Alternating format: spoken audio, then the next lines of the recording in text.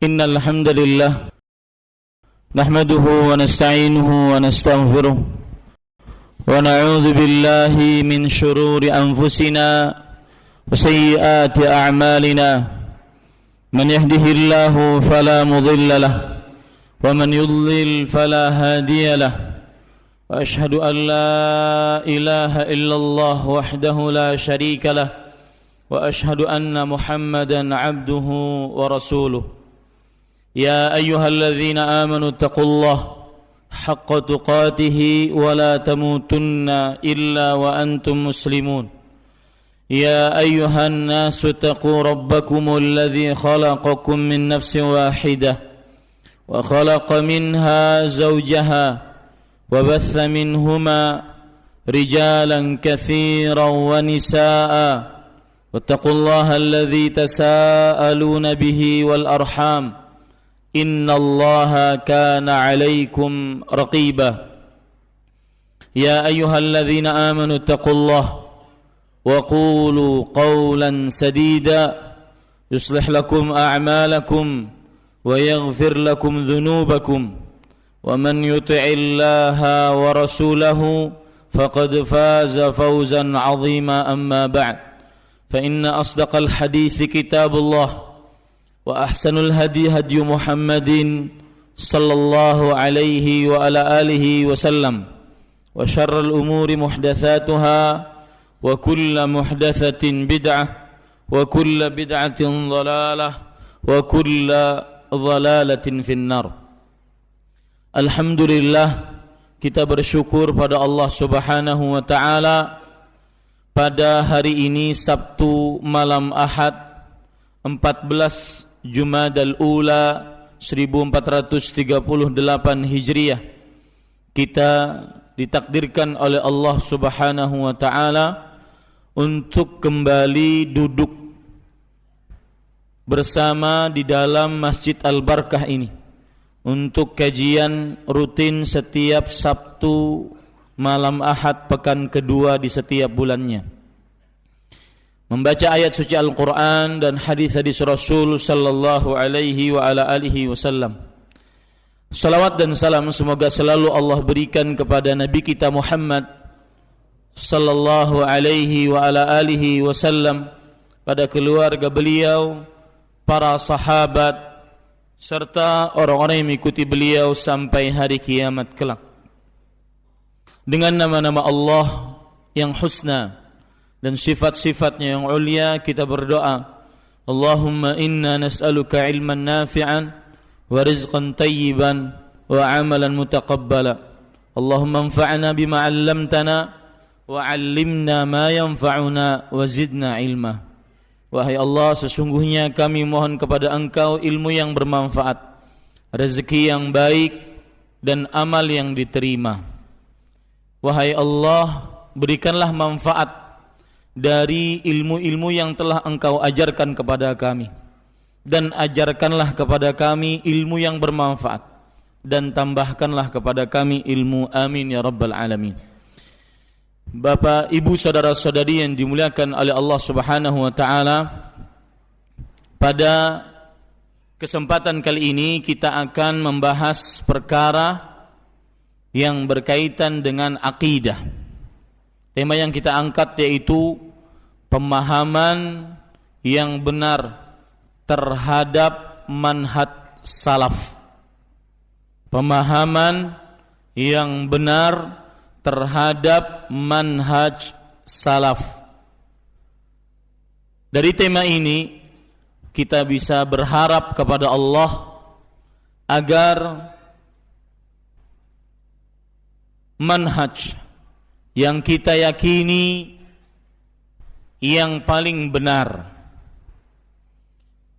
manhaj yang membawa kepada kebahagiaan seseorang, kepada keberuntungan seseorang di dunia dan akhiratnya, sehingga kita bisa benar-benar mengenal manhaj tersebut, bukan hanya sebatas dakwaan, bukan hanya sebatas embel-embel yang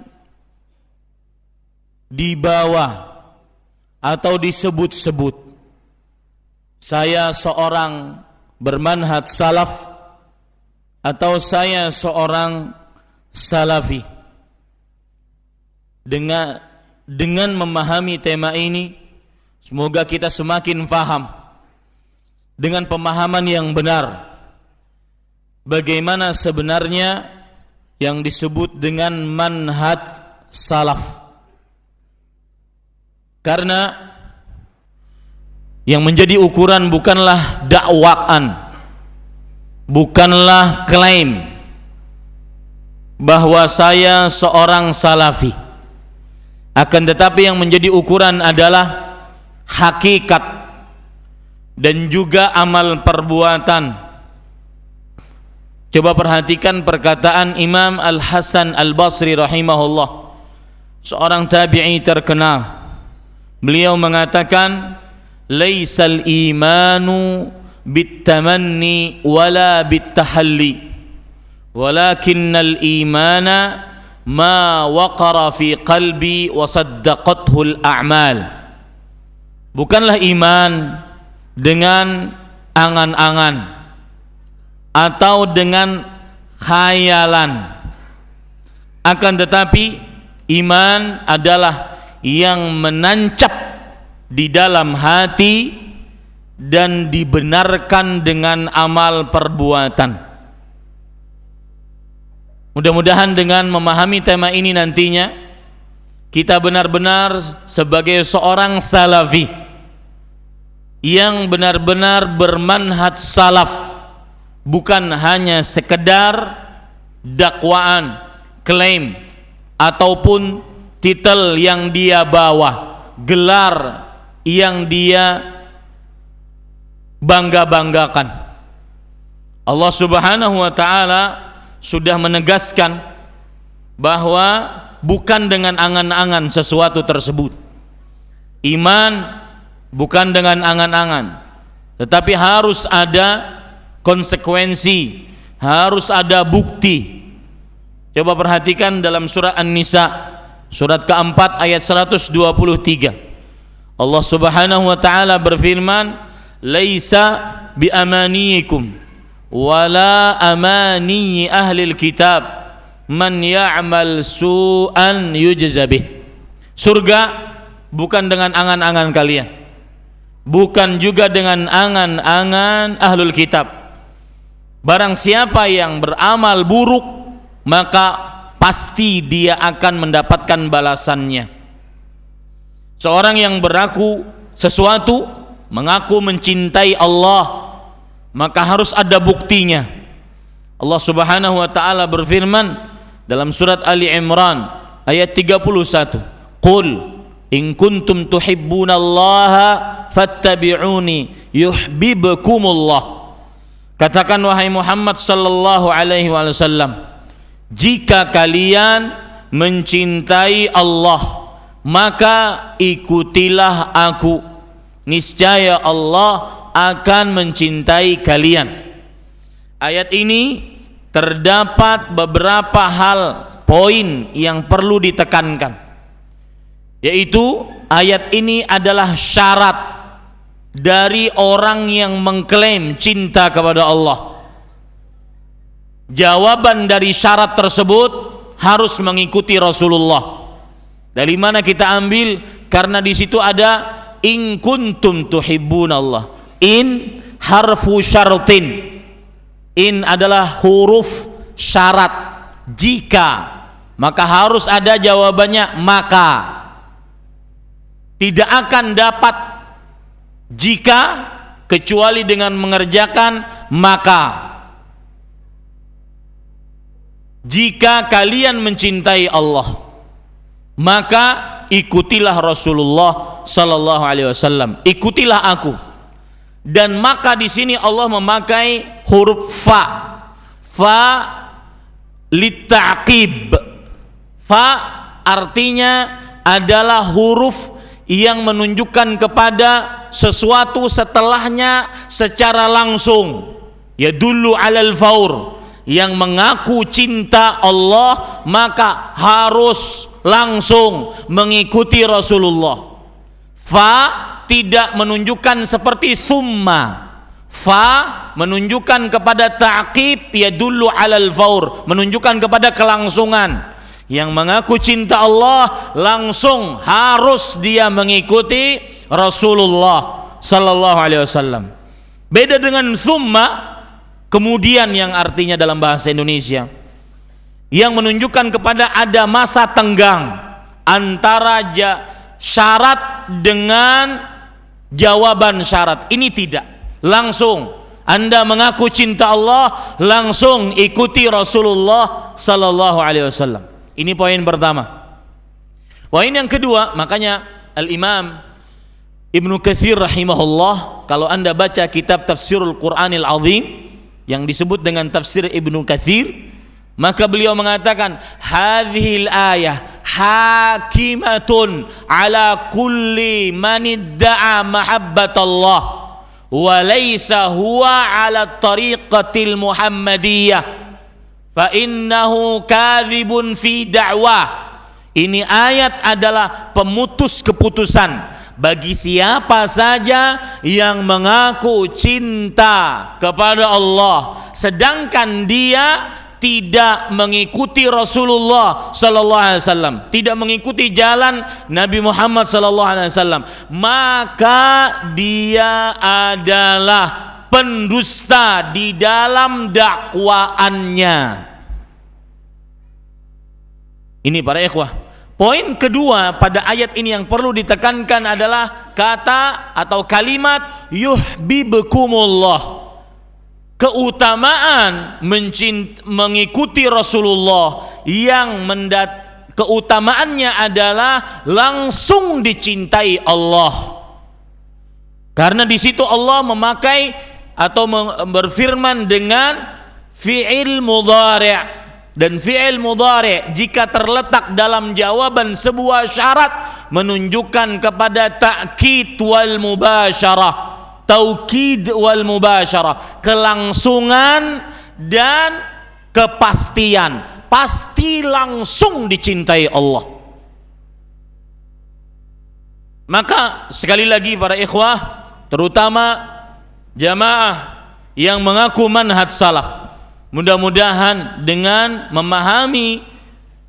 pemahaman yang benar, kita mengangkat tema ini, pemahaman yang benar terhadap manhaj salaf, semoga yang menjadi ukuran sekarang bukan hanya klaim, ucapan dengan lisan, tetapi mana pengikutannya, mana pencontohannya, mana pengamalannya terhadap ajaran yang mulia ini.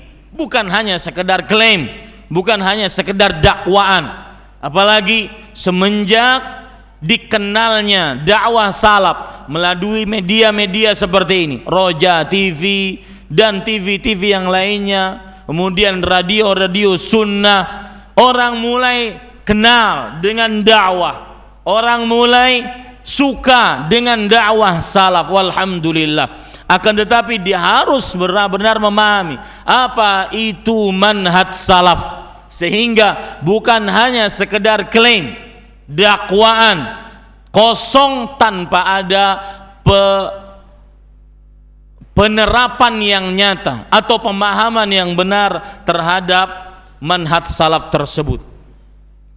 Para ikhwah yang dirahmati oleh Allah Subhanahu wa taala, perlu diketahui poin pertama bahwa dakwah salaf atau yang disebut dengan as-salafiyah atau yang disebut dengan manhaj, kalau orangnya namanya salafi, ini bukanlah dakwah yang seseorang mengaku untuk kelompoknya, untuk jamaahnya, untuk golongan tertentu. Akan tetapi yang dinamakan dengan dakwah salaf, manhaj salaf adalah cara beragama yang benar, yang menghantarkan ke dalam ridha Allah tabaraka wa ta'ala. Dia adalah cara beragama. Dia bukan kelompok. Dia tidak disandarkan kepada seseorang kecuali Rasulullah sallallahu alaihi wasallam. Tidak ada ketua, tidak ada sekretaris, bendahara. Dia disandarkan hanya kepada Rasulullah sallallahu alaihi wasallam dan orang-orang yang mengikuti beliau dengan baik.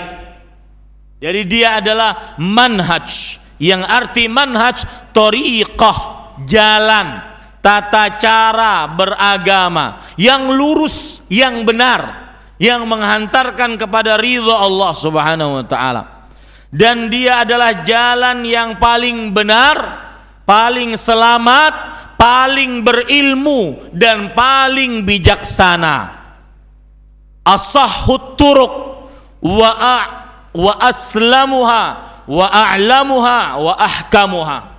Yang paling benar, paling selamat, paling berilmu dan paling bijaksana. Dia adalah jalannya Rasulullah sallallahu alaihi wasallam dan para sahabatnya serta para tabi'in dan tabi'ut tabi'in yang mengikuti mereka dengan baik. Di sini saya ingin menekankan sedikit, para tabi'in dan tabi'ut tabi'in tidak dikatakan sebagai salafus saleh kecuali ketika mengikuti Nabi dan para sahabatnya dengan baik. Jadi sumber pokok ajaran salaf berasal dari Nabi dan para sahabat. Sedangkan tabi'in, tabi'ut tabi'in ingin menjadi salafus saleh harus mengikuti mereka dengan baik.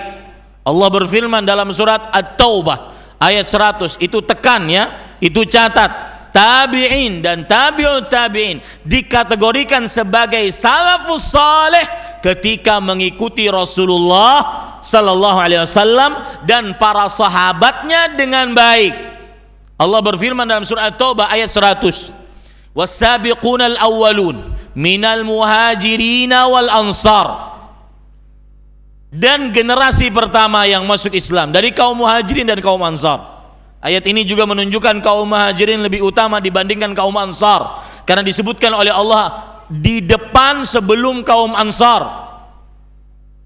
Dan orang-orang yang mengikuti mereka dengan baik. Lihat kata-kata mengikuti mereka dengan baik, harus mengikuti para salaf, yaitu para sahabat. Sumber pokok salaf adalah sahabatu Rasulillah sallallahu alaihi wasallam. Kalau tabi'in tidak mengikuti, maka dia bukan salafus saleh. Mengikuti mereka dengan baik, harus ada kata dengan baik. Karena ada sebagian yang hidup di zaman tabi'in yang menyimpang dari akidah salaf. Begitu pula kita dikatakan sebagai pengikut dakwah salaf, orang yang bermanhaj salaf, seorang salafi ketika mengikuti ma ana alaihi al-yawma wa ashabi, yang aku jalani hari ini, kata Rasul sallallahu alaihi wasallam, dan para sahabatku. Lihat, cuma para sahabat harus mengikutinya dengan baik. Ini perlu diperhatikan baik-baik para ikhwah. Ini poin pertama, bahwa dakwah salaf tidak disandarkan kepada seseorang selain Rasul, tidak disandarkan kepada kelompok tertentu, jamaah tertentu. Dakwah salaf adalah jalan yang lurus, yang paling benar menuju ridha Allah, paling benar, paling selamat, paling berilmu dan paling bijaksana. Yang kedua, para ikhwah yang dirahmati oleh Allah Subhanahu wa taala, sebelum yang kedua, oleh karenanya siapa saja yang mengaku bermanhaj salaf, maka dia harus mengikuti ajaran salaf. Ini poin kedua, nggak apa-apa, jadikan poin kedua. Oleh karenanya, siapa saja yang mengaku manhaj salaf, dia harus mengikuti salaf, yaitu para sahabat Nabi dan para sahabat, baik dalam perkara ucapan, amalan, keyakinan, yang lahir, yang batin, tersembunyi, terang-terangan. Maka orang yang mengaku bermanhaj salaf, dia harus mengikuti salafus saleh, mencontoh mereka, mengenal, lihat nih, perhatikan, mengenal sejarah-sejarah mereka.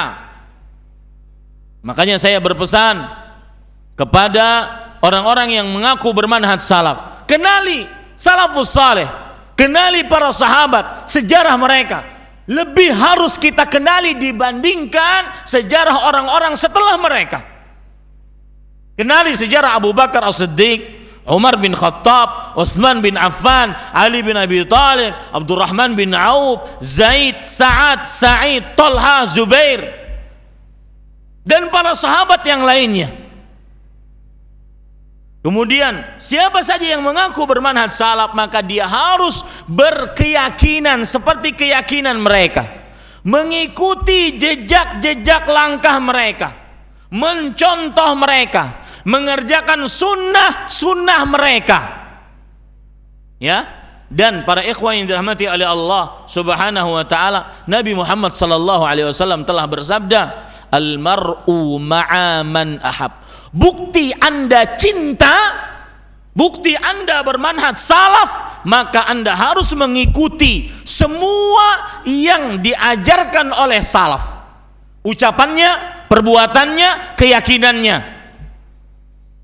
yang lahir, yang batin, tersembunyi ataupun rahasia, semuanya. Karena tanda cinta dia akan selalu bersama.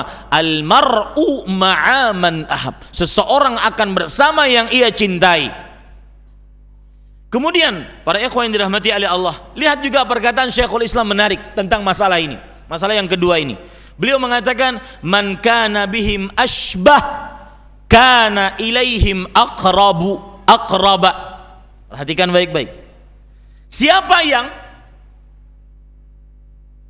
dia serupa dengan para salaf, maka dialah orang yang paling dekat dengan ajaran salaf. Man kana bihim ashbah, siapa yang paling serupa dengan mereka, dengan para salaf, maka kana ilaihim aqraba, maka dialah orang yang paling dekat sebenarnya dengan salaf. Silakan sekarang introspeksi diri kita, dari mulai ucapan kita, perbuatan kita, keyakinan kita, ya, 4 aspek kehidupan manusia: akidah, ibadah, muamalah, tingkah laku. Silahkan kita cek diri kita masing-masing yang mengaku bermanhaj salaf. Bagaimana akidah para salaf? Cocokkan dengan akidah kita. Apakah sama? Karena semakin seseorang mendekati orang lain, menyerupai orang lain, semakin dia dekat dengan orang tersebut. Silahkan ibadah kita, apakah sama dengan ibadahnya para salafus saleh? Silahkan cocokkan muamalah kita dengan para salaf, apakah sama? Silahkan cocokkan tingkah laku adab kita dengan para salaf. Ini yang perlu diperhatikan para ikhwan yang dirahmati oleh Allah Subhanahu wa taala. Maka oleh karenanya harus kita memahami dengan benar manhaj salaf ini. Ya, kita harus memahami dengan benar manhaj salaf ini. Sekarang para ikhwah, poin yang ketiga yang ingin saya sampaikan, yaitu harus diletakkan apa bedanya salafiyah dengan khalafiyah. Ajaran salaf, para sahabat dan orang-orang yang mengikuti mereka dengan baik dari para tabi'in dan tabi'ut tabi'in, dengan ajaran selain salaf, ajaran selain salaf. Salaf, para ikhwan yang dirahmati oleh Allah Subhanahu wa taala, dan khalaf kita akan bedakan dari hadis berikut. Kata salaf dengan khalaf. Salaf dengan khalaf. Kita bedakan dari hadis berikut. Coba perhatikan hadis riwayat Muslim, hadis yang agung ini.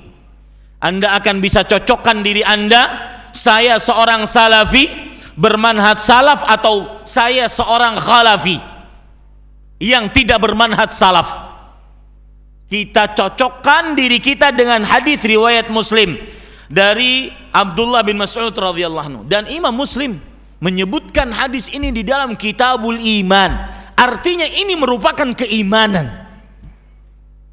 Ini merupakan keimanan. Perhatikan, qala Rasulullah sallallahu alaihi wasallam, Nabi Muhammad sallallahu alaihi wasallam bersabda, "Ma min nabiyyin ba'athahu Allahu fi ummatin qabli illa kana lahu min ummati hawariyun wa ashabun ya'khudhuna bi sunnatihi wa yaqtaduna bi amrihi thumma innaha takhlufu min ba'dihim khulufun yaquluna ma la yaf'alun wa yaf'aluna ma la yu'marun." Sampai situ saja, karena itu yang menjadi pembicaraan kita. Lanjutan hadisnya ada, akan tetapi saya sampai di situ saja. Artinya tidak ada seorang nabi pun yang diutus oleh Allah pada sebuah umat sebelumku, melainkan nabi tersebut memiliki dari umat-umatnya pejuang-pejuang dan sahabat-sahabat yang membelanya. Pejuang-pejuang, hawariyun. Maka bagus anak laki-laki dikasih nama hawari. Ya, itu artinya pejuang terdekat dengan orang yang benar. Pasukan berani mati, pasukan paling setia, hawariyun. Wa ashab, dan sahabat-sahabat Nabi tersebut yang menolongnya. Ya'khudhuna bisunnati. Lihat ciri hawariyun, ciri sahabat-sahabat Nabi, pejuang-pejuang setia Nabi Muhammad, Nabi-Nabi adalah yang mengambil sunnahnya dan mengikuti perintahnya. Kemudian akan ada setelah mereka golongan yang menggantikan, ini khalaf, yang mereka mengucapkan apa yang tidak dilakukan dan melakukan apa yang tidak diperintahkan. Ini golongan khalaf. Kita akan kupas hadis ini baik-baik. Para ikhwah, hadis ini hadis agung. Dari pengenalan terhadap hadis ini kita akan paham siapa sebenarnya salafi. Manhaj salaf itu siapa? Dan siapa orang yang bukan bermanhaj salaf, khalafi. Para ikhwah yang dirahmati oleh Allah, perhatikan baik-baik ketika Rasul sallallahu alaihi wasallam bersabda, "Illa kana lahu min ummati hawariyun wa ashabun ya'khuduna bi sunnatihi wa yaqtaduna bi amrih." Ketika Rasul SAW tadi bersabda, tidak ada seorang nabi pun yang diutus oleh Allah pada sebuah umat, melainkan nabi tersebut akan memiliki pasukan-pasukan setianya, sahabat-sahabatnya yang mengambil sunnahnya dan melakukan perintahnya. Saya berpikir ini adalah tanda yang paling dominan yang disebut sebagai salaf, sebagai salafi. Ini tanda paling dominan. Ya, ini para ikhwan yang dirahmati oleh Allah Subhanahu wa taala. Tanda yang pertama disebutkan dalam hadis tadi, ya'khudhuna bisunnati. Mereka mengambil sunnahku. Apa maksud mengambil sunnah di sini?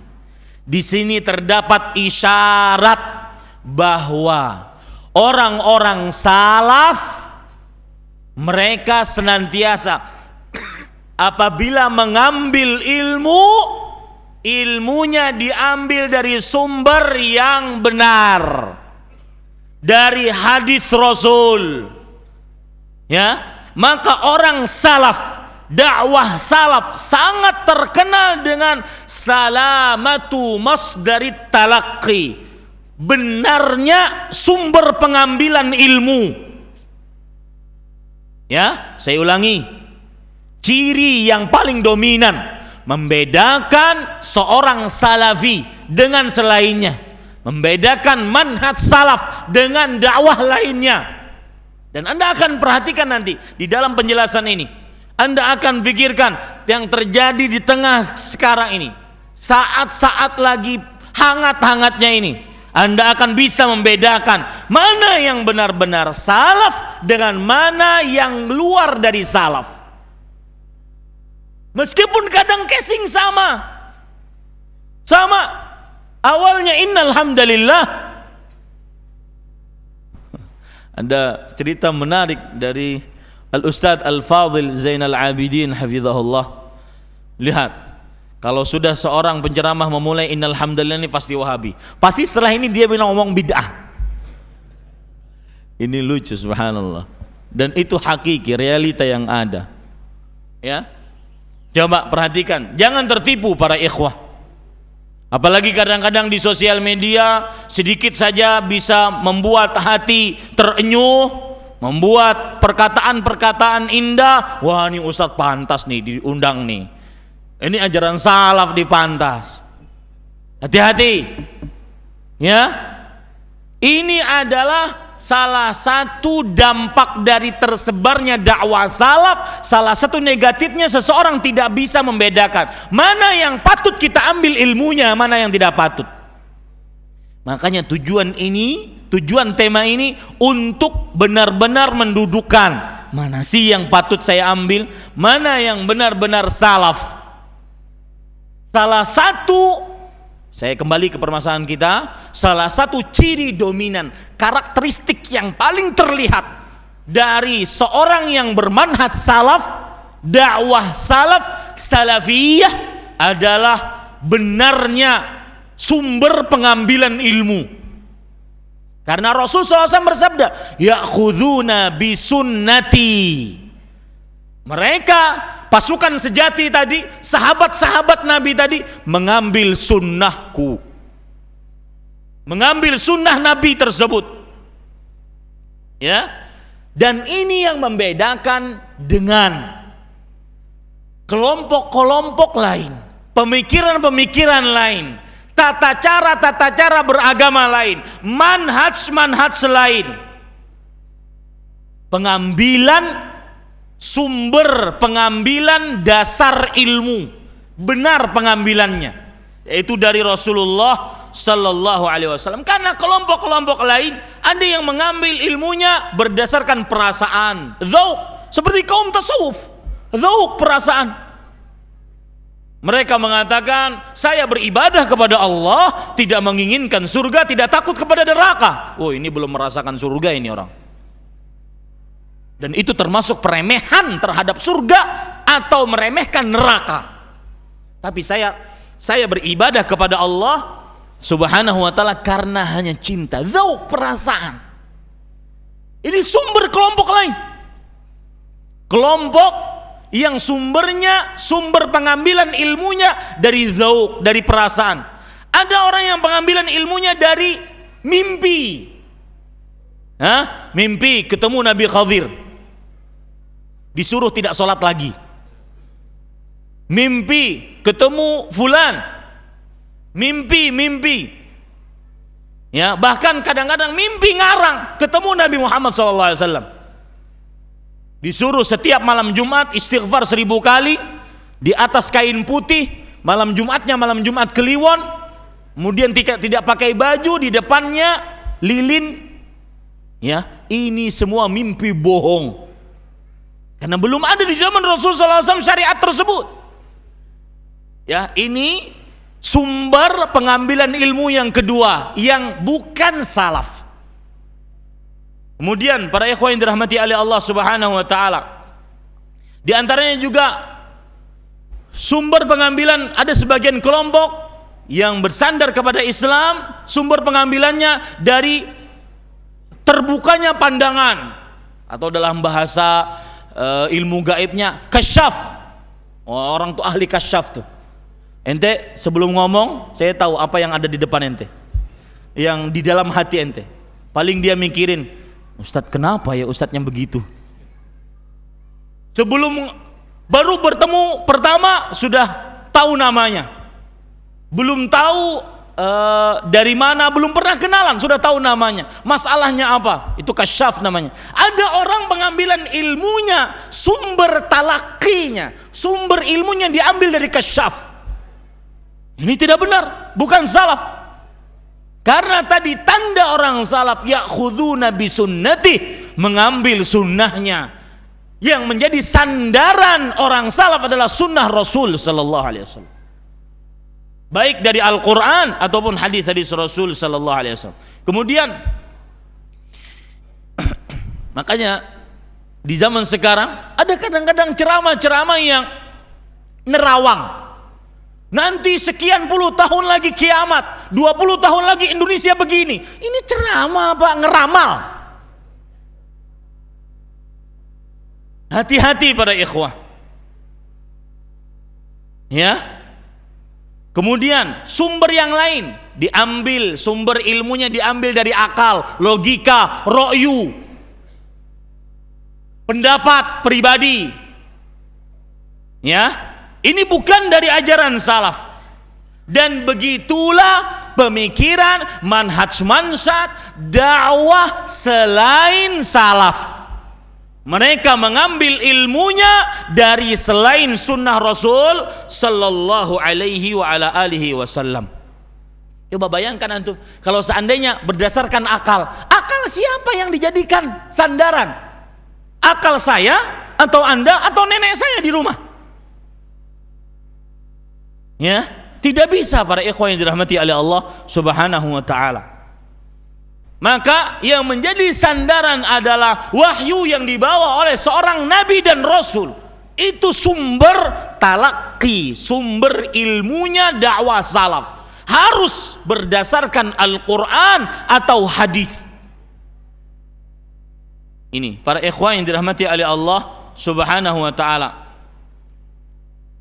Dan para ikhwah yang dirahmati oleh Allah Subhanahu wa taala, tidak ada akal seorang pun yang didahulukan di hadapan perkataan Rasulullah sallallahu alaihi wa ala alihi wasallam. Ada perkataan ulama salaf mengatakan, man lazama qaula haula an yaqula al-wahidu minhum asyhadu anna aqli Rasulullah badala an yaqula asyhadu anna Muhammadar Rasulullah. Bahkan sebagian orang mengatakan, barang siapa yang bercara seperti ini, maka ya, dia seperti mengatakan bahwa saya bersyahadat akalku adalah Rasulullah. Sebagai gantian syahadat aku bersyahadat Muhammad sallallahu alaihi wasallam adalah Rasulullah. Ada yang kadang-kadang bersandar dengan kabar-kabar Israiliyat, hadis-hadis palsu. Ini bukan ajaran salaf. Karena ciri dominan ajaran salaf adalah apa? Mengambil sumber ilmu dari sumber yang benar. Ya, garis bawah itu baik-baik. Maka yang menjadi ukuran Anda, terutama juga ini panitia-panitia kajian, hati-hati. Ya, di zaman sekarang mengundang para ustadz. Jangan sedikit di sosial media perkataannya indah, kemudian diambil perkataan yang bagus. Wah, ini cocok diambil tuh, biar jamaah terenyuh hatinya. Enggak. Yang menjadi ukuran sandaran ilmu diambil dari mana. Bahkan ada beberapa orang ustadz, kadang-kadang seorang ustadz pernah cerita, ketika setelah selesai kajian, jamaah pengajian mengatakan, ustadz, antum tadi menyebutkan ayat Al-Quran sekian kali, menyebutkan hadis Rasul sekian kali. Artinya memang itu sumber ilmu yang diambil dari sumber yang benar, dan itu ciri dominan para ajaran salafus saleh. Makanya para ikhwah, ahlu sunnah, kenapa dinamakan ahlu sunnah? Nama lain dari salafiyah. atau nama lain dari salafiyin, yaitu ahlus sunnah wal jamaah, karena mereka mengambil sunnah Rasul. Mereka jadikan sunnah Nabi Muhammad SAW sebagai masdarut talaqi. Apa itu masdarut talaqi? Sumber pengambilan ilmu. Yang menjadi sumber mereka adalah apa? Sunnah Rasul. Ayat Al-Quran dan hadis Rasul Sallallahu Alaihi Wasallam. Lihat, perhatikan, kenapa kita berbicara seperti ini? Karena Rasul Sallallahu Alaihi Wasallam sudah memberitahukan bahwasanya umat beliau akan terpecah belah menjadi 73 golongan. Dan ingat, perhatikan, yang fobia, yang gatelan mendengar hadis ini. Ada orang-orang yang gak suka dengar hadis ini. Ente sekarang ngomong begini 73, kalau kita perlu persatuan, kita harus melawan orang kafir. Enggak, melawan orang yang musuh Allah harus dengan persatuan yang benar.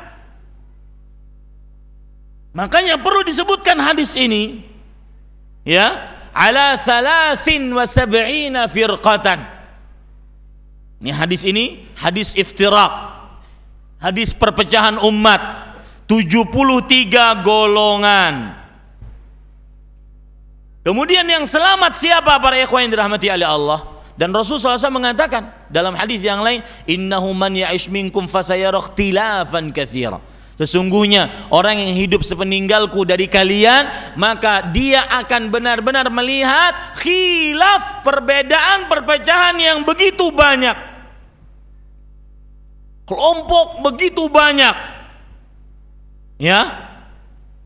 Akan melihat. Obatnya apa? Diberitahu oleh Rasul sallallahu alaihi wasallam, "Fa'alaikum bisunnati." Hendaknya kalian dengan sunnahku, berpegang teguh dengan sunnahku. Dan sunnah-sunnah khalifah rasyidah yang baik sepeninggalku. Tamassaku biha, berpegang teguh dengannya. Addu 'alaiha bin nawadid, gigit dengan gigi geram kalian. Wa iyyakum wa muhdatsatil umur. Jauhi oleh kalian perkara yang mengada-ngada. Fa inna kulla muhdatsatin bid'ah wa kulla bid'atin dhalalah. Setiap perkara yang mengada-ngada dalam agama disebut bid'ah, dan setiap bid'ah adalah sesat. Para ikhwan yang dirahmati oleh Allah Subhanahu wa taala, di dalam hadis ini Rasul sallallahu alaihi wasallam memberitahukan kepada kita untuk mengambil sunnah sebagai bentuk sumber ilmu. Fa'alaikum bisunnati. Jadikan sunnah Al-Quran dan hadis sebagai sumber ilmu, bukan perasaan, bukan akal, rasio, bukan juga kasyaf, bukan juga mimpi-mimpi, bukan. Ini para ikhwan yang dirahmati oleh Allah Subhanahu wa ta'ala. Sekarang yang kedua, ciri dominan dari manhaj salaf, ajaran salaf, dakwah salaf, ciri dominan seorang salafi, yaitu dalam hadis disebutkan wa yaqtaduna bi amrih, dan mereka mengerjakan perintah Nabi tersebut. Kalau tadi berkaitan dengan sumber ilmu, berarti berkaitan dengan ilmu. Kalau yang kedua ini berkaitan dengan amal. Ciri dominan salaf adalah mengamalkan perintah Rasul. Ya, mengamalkan perintah Rasulullah sallallahu alaihi wasallam. Mereka sangat mengamalkan surat Al-Ahzab ayat 2. Laqad kana lakum fi Rasulillahi uswatun hasanah. Telah nampak bagi kalian di dalam diri Rasul sallallahu alaihi wasallam suri tauladan yang baik. Satu-satunya yang pantas dijadikan suri tauladan Rasulullah. Ini ciri dominan kedua orang salafi. Mengamalkan apa yang diperintahkan oleh Rasulullah sallallahu alaihi wasallam. Orang salaf akan bertanya, bagaimana ibadah Rasulullah agar mereka mencontoh beliau. Orang salaf akan bertanya, bagaimana mereka bagaimana sholat Rasulullah sallallahu alaihi wasallam agar mencontoh beliau. Orang salaf akan bertanya bagaimana wudhu Rasulullah sallallahu alaihi wasallam, haji Rasulullah sallallahu alaihi wasallam, zikir Rasulullah sallallahu alaihi wasallam, cara berdoa Rasulullah sallallahu alaihi wasallam. Pernahkah Rasul sallallahu alaihi wasallam berzikir sambil jingkrak-jingkrak seperti orang gila dan juga anak kecil sebagaimana disebutkan oleh Al-Hafidz Ibnu Hajar? Ini bukan dari kantong saya, bukan. Pernahkah Rasul sallallahu alaihi wasallam berzikir menari-nari, berlenggak-lenggok? Maka para ikhwan yang dirahmati oleh Allah Subhanahu wa taala, ini semua menuntut kita untuk belajar. Dan itu sangat berkaitan erat antara ciri yang pertama, tanda yang pertama dengan tanda yang kedua. Tanda yang pertama tadi bahwa orang salaf mengambil sumber ilmunya dari sumber yang benar, Al-Quran dan hadis dari sunnah Rasul sallallahu alaihi wasallam. Tanda yang kedua, ilmu yang benar tadi harus diamalkan. Bagaimana muamalah Rasulullah sallallahu alaihi wasallam dalam perkara hutang? Saya sering berkelakar, sebagian orang yang berhutang kadang-kadang meskipun sudah mengenal dakwah sunnah, ya, dia tidak mau bayar hutang, nunda-nunda pembayaran padahal mampu. Dia memakai kata kunci, afwan akhi, bayar ente. Hutang kau afwan akhi, bayar. Ya. Bagaimana sunnah Rasul sallallahu alaihi wasallam ketika jual beli? Orang yang bermanhaj salaf dan dia sebagai pedagang, dia harus mengikuti Rasul sallallahu alaihi wasallam. Lihat dalam hadis Nabi Muhammad sallallahu alaihi wasallam bersabda, "Al-bayyi'ani bil khiyar ma lam yatafarraqa, fa in sadaqa wa bayyana burika lahuma fi bai'ihima." Dua penjual beli dalam masa tangguh selama mereka belum berpisah. Kalau seandainya dua-duanya jujur, menjelaskan apa adanya, akan diberkahi dalam jual beli mereka berdua. Jujur. Ciri salaf ada dua tadi. Siapa yang bisa menyebutkan? Yang pertama adalah mengambil ilmu dari sumber yang benar. Yang kedua yaitu mengamalkan apa yang diperintahkan. Kalau kita lihat hadisnya tadi, wa yaqtaduna bi amrih, dan mengamalkan perintahnya. Para ulama menjelaskan di sini terdapat penekanan, yaitu mengamalkan apa yang tetap dari perintahnya. Maka orang-orang salaf terkenal dengan memperjuangkan hadis sahih, beramal hanya dengan hadis sahih. Karena tadi Rasulullah SAW bersabda, wa yaqtaduna bi amrih, mengamalkan perintahnya, yaitu maksudnya adalah mengamalkan yang tetap dari perintahnya. Maksudnya perintahnya tersebut berdasarkan hadis yang sahih atau berdasarkan ayat Al-Quran, bukan berdasarkan hadis yang lemah, apalagi palsu, apalagi cuma dongeng dari kabar-kabar Israiliyat. Tidak.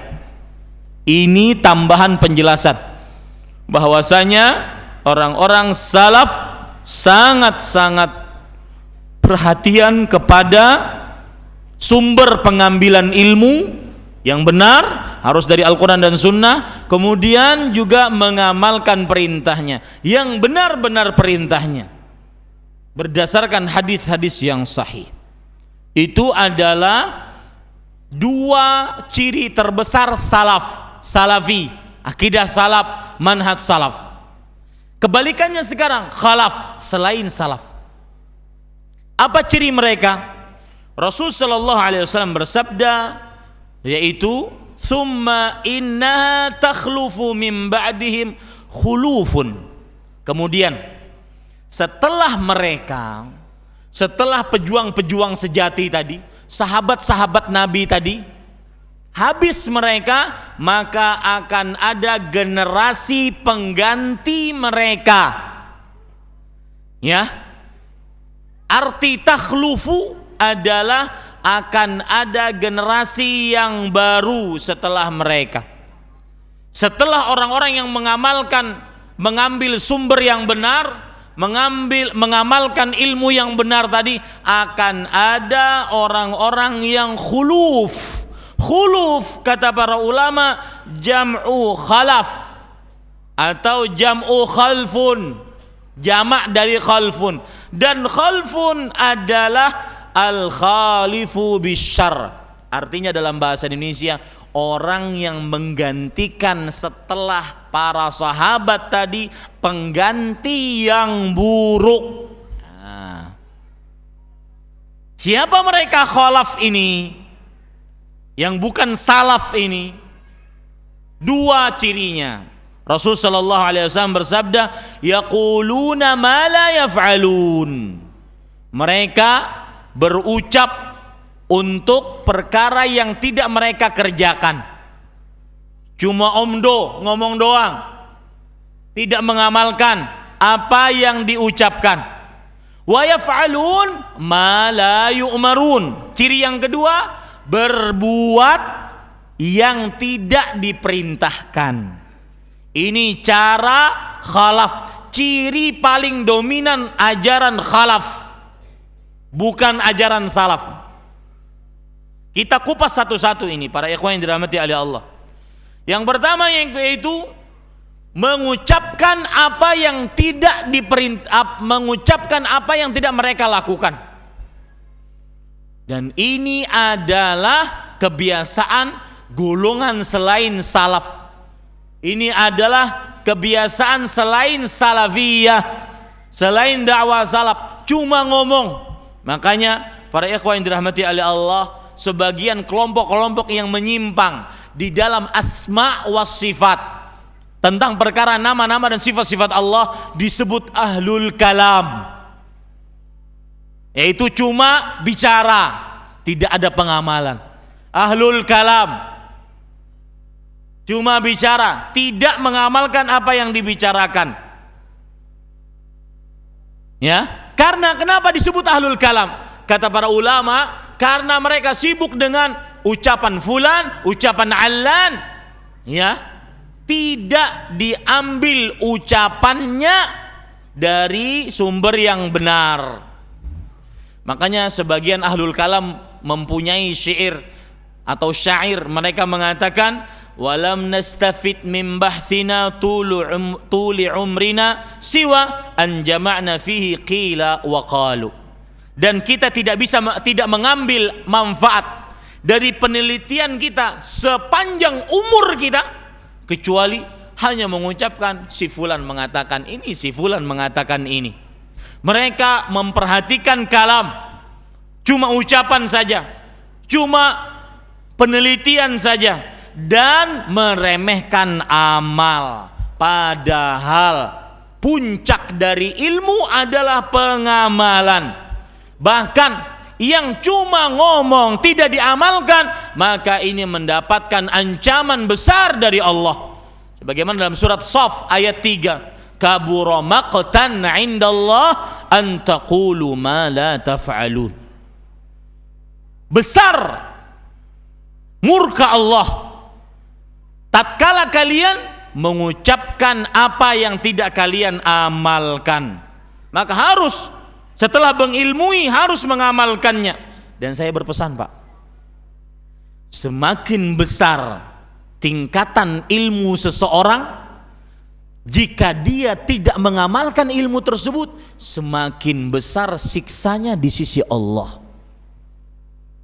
Saya ulangi, semakin besar tingkatan ilmu seseorang, jika dia tidak mengamalkan ilmu tersebut, semakin besar siksanya di sisi Allah, ancaman siksanya di sisi Allah. Semakin lama orang ngaji, semakin sudah lama mengenal dakwah salaf, semakin jauh dari amalan-amalan salaf, dari sunnah-sunnah Rasul, semakin besar siksanya. Ada orang yang berkata setelah mendengar perkataan ini, aduh Ustaz, kenapa saya duduk di pengajian tadi? Ya, maka kita jawab, kalau Anda tidak duduk di pengajian, Anda tidak berilmu. Kalau tidak berilmu, tidak bisa beramal. Berarti tidak berilmu tercela, tidak beramal dengan ilmu tersebut pun tercela. Maka para ikhwan yang dirahmati oleh Allah, Allah juga mencela orang-orang yang cuma berbicara tanpa mengamalkan. Dan subhanallah, ayat-ayat seperti ini sebenarnya ketika saya berbicara di hadapan Bapak Ibu sekalian adalah ayat-ayat yang kami atau saya pribadi harus mengamalkannya. Yang cuma banyak omong di depan orang, mungkin amalnya tidak. Ayat-ayat ini sebenarnya berat untuk diucapkan, karena sebenarnya ngomongin kekurangan diri sendiri. Lihat, Allah berfirman dalam surat Al-Baqarah ayat 44. Dalam bentuk firman Allah ini dalam bentuk pencelaan dan pemburukan dari Allah. Atamuruna nas bil bir wa tansawna anfusakum wa antum tatluna al-kitab afala ta'qilun? Apakah kamu memerintahkan manusia untuk berbuat kebajikan sedangkan kalian lupa terhadap diri kalian sendiri, padahal kamu membaca Alkitab? Apakah kalian tidak berpikir? Maka ciri khalaf selain salaf adalah cuma ngomong tanpa amal. Bisa pintarnya berbicara, tidak mengamalkan. Ngajak orang tahajud, gak pernah tahajud. Ngajak orang membaca Quran, gak pernah baca Quran.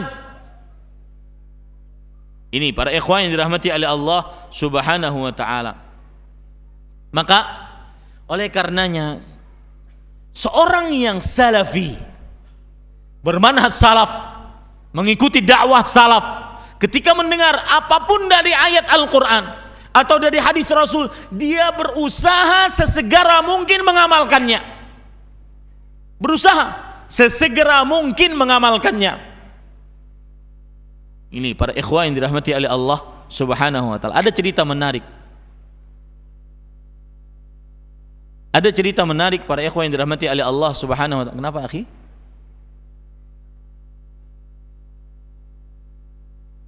Ya, ada cerita menarik saya dapatkan dari Syekh Abdul Razak. Jadi suatu ketika beliau bertamu atau beliau duduk di majelis.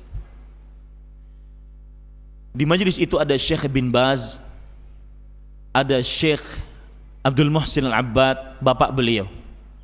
Kemudian Syekh bin Baz rahimahullah, ahli fatwa dari negeri Arab Saudi, yang saya meyakini beliau adalah mujaddidul hadzal asr, ahli pembaharu abad ini. Beliau bertanya kepada Syekh Abdul Razak, "Ya Abdul Razak, kam laka minal aulad?" Berapa anakmu? Berapa anakmu? Kemudian Syekh menjawab, "Saya tidak punya anak laki-laki. Saya punya anak perempuan. 5 sebenarnya, 1 meninggal. Berarti 4 anak perempuan seluruhnya." Syekh bin Baz diem, dan yang menceritakan ini langsung Syekh Abdul Razak kepada saya. Syekh bin Baz diam. Kemudian beliau bertanya, beliau mengatakan, "Ya Abdul Razak, tazawwad thaniyah." Wahai Syekh Abdul Razak, wahai Abdul Razak, nikah yang kedua. Maksudnya cari istri kedua untuk dapat anak laki-laki. Itu tujuannya. 2 kali beliau mengatakan itu. Tazawwad thaniyah, nikah yang kedua. Syekh Abdul Razak langsung mengatakan, "Idzan, kalau begitu saya akan beritahukan keluarga saya. Saya dapat fatwa dari Syekh untuk menikah yang kedua." Kata Syekh bin Baz, jangan. Nanti mereka mendoakan keburukan untuk saya. Maksudnya keluargamu, istrimu mendoakan keburukan untuk saya. Para ikhwan yang dirahmati oleh Allah, begitulah seorang salafi ketika mendapatkan sunnah berusaha semaksimal mungkin. Makanya Imam Ahmad mengatakan, dan sunnah bukan hanya poligami ya. Imam Ahmad mengatakan, "Idza alimta sunnatan fa'mal biha walau marratan takun min ahliha." Jika engkau mendengar sebuah sunnah Rasul, maka amalkan walau sekali. Engkau akan menjadi ahlus sunnah. Walau sekali engkau akan menjadi ahlus sunnah. Ini para ikhwah yang dirahmati oleh Allah. Dan subhanallah, banyak cerita-cerita salaf tentang ketika mereka mendengar sunnah Rasul mereka kerjakan. Sunnah Rasul mereka kerjakan langsung. Begitulah yang membedakan antara salafus saleh, ajaran salaf, seorang salafi dengan siapa? Dengan khalafi.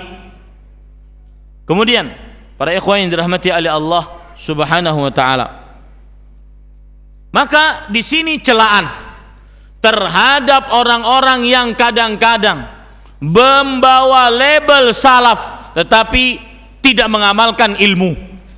Kadang ada sebagian orang diskusi, debat di sosial media, ya, pemerintah Indonesia kafir tidak kafir, oh debat sampai subuhnya nggak sholat, subuhnya telat.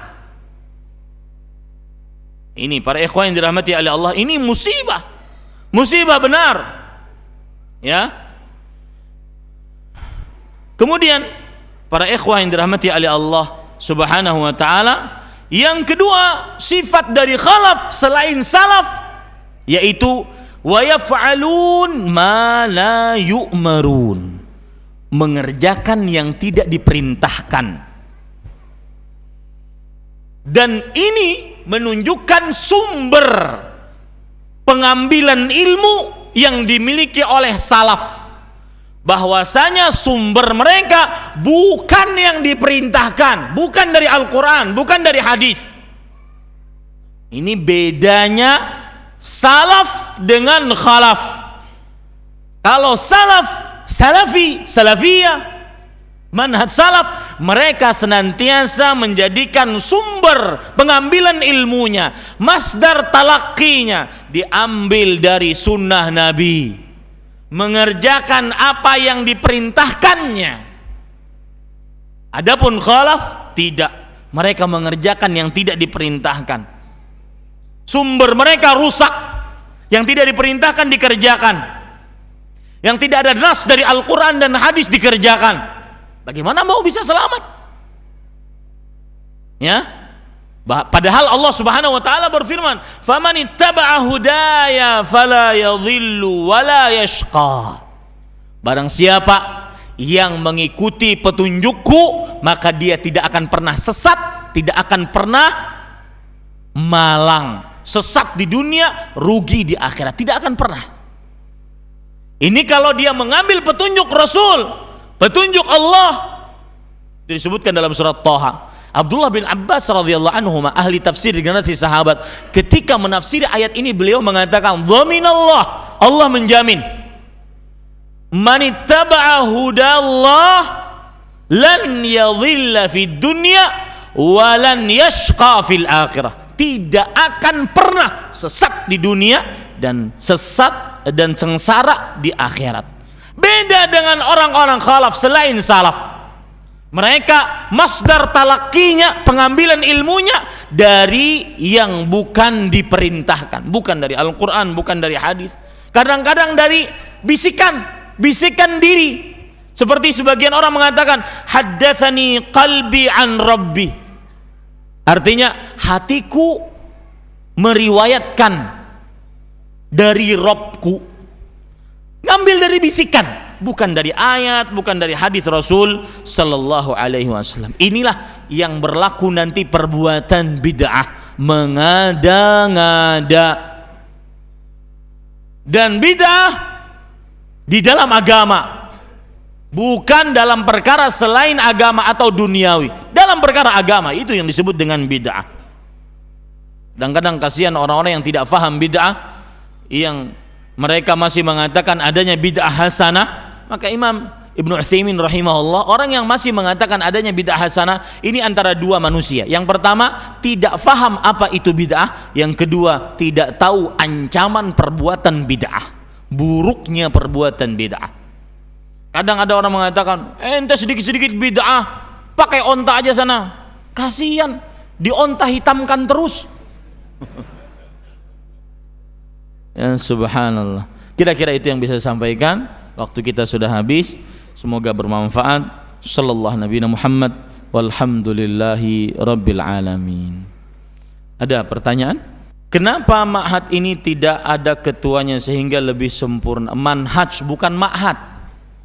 Ya, yang benar itu apa? Manhaj. Ma'had itu pondok pesantren. Saya jadi ingat sebuah perkara. Ada orang Arab menyebut bahasa Arab tuanku putri itu dengan sayyidati. Tapi orang Arab cepat nyebutnya sayyidi. Sampai ke Celengsi jadi siti. Jadi semuanya nantinya Siti Fatimah, Siti Aisyah, Siti Khadijah, Siti Aminah dan semisalnya. Padahal sebenarnya apa bahasa Arabnya? Sayyidat. Ini sama nih kasusnya. Bukan ma'had, manhaj. Makanya saya dari tadi mangap-mangap biar jelas, itu tujuannya. Meskipun ada yang nggak setuju, Ustadz kalau ceramah marah-marah katanya. Tujuannya itu biar jelas, manhaj. Ya, manhaj dari kata-kata nahaja yanhaju, manhajun. Kenapa manhaj ini tidak ada ketuanya? Ketuanya Rasul sallallahu alaihi wasallam. Ya, sebagaimana hadis Rasul, ma ana alaihi al-yauma wa ashabi. Yang mengikuti aku dan para sahabatku itu yang akan selamat. Semua golongan menganggap yang paling benar dan sesuai dengan ajaran Rasul sallallahu alaihi wasallam. Bagaimana penjelasannya? Penjelasannya dari 1 jam dan 2 jam tadi. Itu penjelasan semua. Subhanallah. Ya, simak kajiannya nanti. Diulangi kajiannya. Sebagaimana orang awam, sebagai orang awam, bagaimana cara selamat untuk mengambil ilmu dari ustadz di YouTube? Apa ciri utamanya? Sama tadi, jawabannya satu pengajian ini. Ya. Jadi para ikhwah, saking mudahnya dan nikmat Allah di zaman sekarang, kita mungkin sekarang yang ada di Papua, yang ada di ujung Sabang sampai Merauke bisa menonton ini. Ini nikmat Allah Subhanahu wa ta'ala. Tetapi nikmat tersebut harus hati-hati. Tidak sembarang kita harus menuntut ilmu. Para ulama salaf di antaranya Ibnu Sirin, sebagaimana perkataan beliau disebutkan oleh Imam Muslim dalam kitab Muqaddimah Sahih Muslim. Beliau mengatakan, Ibnu Sirin berkata rahimahullah, "Inna hadzal ilma din, fanzuru amman ta'khuduna dinakum."